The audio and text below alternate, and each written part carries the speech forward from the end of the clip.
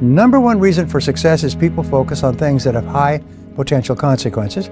Number one reason for failure is people focus on things that have low or no potential consequences. So there's 3 thinking tools I want to give you, and then 7 ideas. So the 3 ways of thinking, which I start off, the first way I start off every seminar is what I call zero-based thinking. And everybody who knows me for any period of time knows that I harp on this. Zero-based thinking comes from zero-based accounting, where you, instead of increasing an expense in the next accounting period, you ask, should we be engaging in this expense at all? Now with zero-based thinking, you look at your entire world and you ask this question: knowing what I now know, is there anything that I am doing that I would not start up again today if I had to do it over?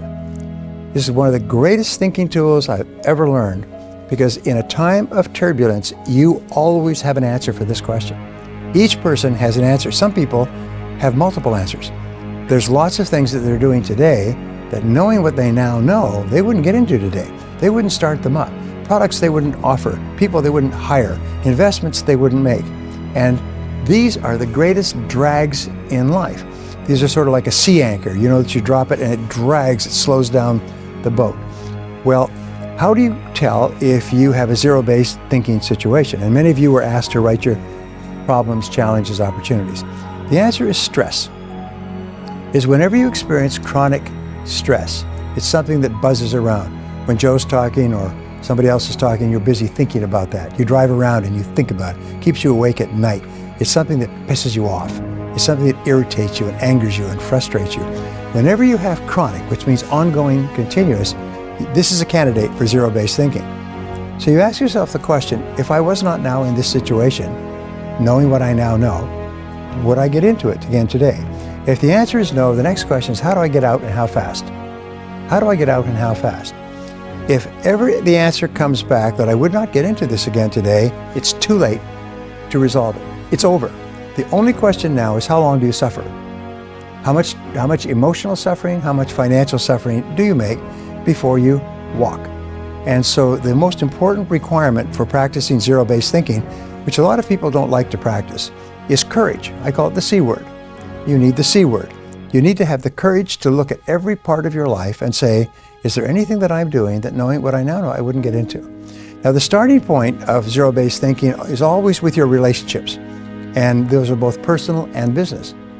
Whenever I've given this talk, by the way, within a short period of time, divorces take place all over that city. People go home and say, geez, if I hadn't married this person, I would never marry them again today. And that's what's making me miserable. And many people are working their heads off on the outside to achieve success, but inside they're frustrated and unhappy because they're in a situation that, knowing what they now know, they would never get into. So I call this a quink analysis, and I'm going to ask you to do this for the rest of your life and do help other people do it. K-W-I-N-K, knowing what I now know. Do a quink analysis on everything. Do a quink analysis. In my company, what we say is, we look at every single person and on a regular basis, and we say, if we had not hired this person and they walked in today to apply for their current job, knowing what we now know, would we hire them? If the answer is no, they're gone that day. There's a little rule, by the way, that in one of my books, it says the best time to fire a person is the first time it crosses your mind. And because after that, it's only pain and suffering. And if the longer you keep them in place, the more likely they are to sue you. And the longer they sue you, the more it's going to cost. So therefore, if you find that you've made a mistake, belly up to the bar, have the courage to admit, I made a mistake, and cut your losses. There was a great book by an author called the Zurich Axioms some years ago, and it was Principles of Success. And anybody who's in finance has probably read the book, because a very successful New York financier. And he was talking about the gnomes of Zurich, whoever they are, and the rules that they go by. And he said the number one rule for success in business, personal life, is cut your losses. When you realize you made a mistake, bad investment, bad hire, bad relationship, cut your losses quickly. And what do they say in Las Vegas? You know, cut your losses, let your winnings ride. So in life, that's what we do. And the faster you cut your losses, fail fast, the faster you can start doing things that are much more productive. The second area has to do with every part of your business. Joe and I were talking about what I think is a revolutionary new field, though it's not revolutionary and it's not new, but it's business model innovation. And it's based on the concept that whatever business model you're using today is probably obsolete. If you're in any kind of a business that uses technology to market it, especially an information-based business, knowledge-based business, consulting services, training, anything else, chances are your business is obsolete. The way that you, and the business model is your method, your step-by-step process of generating profitability. Now, there are some companies that struggle along, and then find a new business model, and the next year their business is up 5 or 10 times. Profits are just overwhelming. They're living in big houses on the hill, driving Cadillacs and flying private jets, and you say, what on earth did they do? They changed their business model.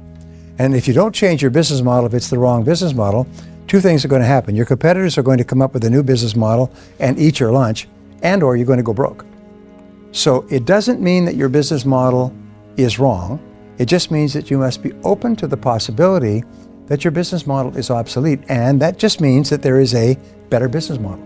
There's a superior business model, and your job is to find it. And again, there's no fixed answer to it, but I think that this is a great area of thought. I think this is a great area, and it's sort of like a tool for you to have. I wonder if I need to change my business model, which is your way of generating sales, producing and delivering products and services, getting payments, and achieving profitability. Well, so coming back to the second is look at anything in your business. Look at your products, look at your services, look at your people, look at the way that you advertise, market, and ask, is there anything that you're doing today that, knowing what you now know, you wouldn't start up again today? And the only question that you ever ask is, does it work? Does it work? Does it work? If it's not working and you can tweak it, then that's fine. If it's not working, have the courage to admit this isn't working and abandon it. Now, the third area has to do with investments in zero-based thinking. Investments of time, which people hate to lose. Someone said earlier that people hate to lose. It's one of the greatest emotions. We hate to lose time if we've invested a lot of time in a course of action, a project, a business, a relationship. The second is emotion. If we put a lot of emotion into a course of action, a product, a course of study, a relationship, or money. We hate to admit that we made a mistake and that what seemed like a good idea at the time has turned out not to be a good idea, and knowing what I now know, I wouldn't get into it. And have the courage to cut your losses and run.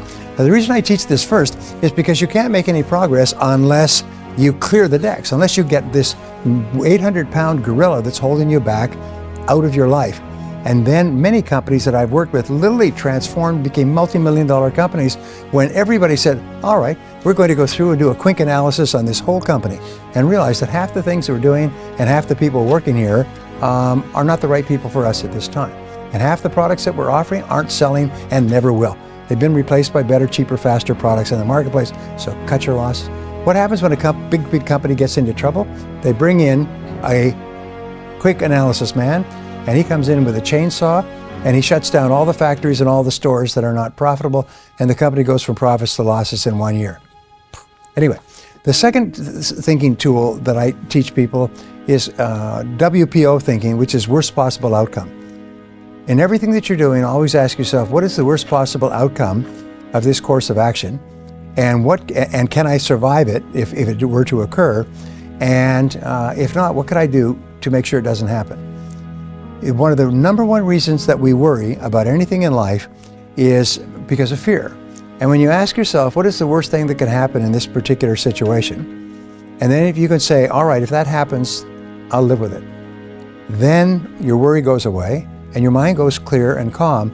And now you say, now what can I do to make sure that the worst does not happen? And then you become proactive and you take charge of your life. The third thinking tool, I hope I'm not going too fast for you. The third thinking tool is called the principle of constraints. And it's one of the most important thinking tools ever discovered. It says between you and anything that you want to accomplish, there's always a constraint, a limiting factor, or a choke point that sets the speed at which you accomplish your goal. So I was just doing a teleconference a few minutes ago. So the question I said is, let's always set the goal of doubling our income. You want to double your income. Okay, want to double your income. Then why isn't your income already twice as high? Now in business, we don't think of doubling our income, we think of doubling our profitability. What we're concerned with is net cash flow. We're concerned with the amount that we take home to our family at the end of the day. Not the gross, but the triple net. So we say, if I want to earn twice as much, and everybody in here can and will earn 2, 3, 4, 5 times as much sometime in the future. If I want to earn twice as much, why aren't I already earning twice as much? And the number one reason for most people is distraction. So they're so distracted, they're doing things of low or no consequences. But we found the 80-20 rule applies to constraints. 80% of the constraints that are holding you back from achieving your financial goals are within yourself and within your business. They are not on the outside. They are not the competition. They are not the market. They are not the people in Washington or the taxes or regulation. 80% are within yourself. So the mark of the superior person is whenever they have a problem, they say, what is it in me that's causing this problem?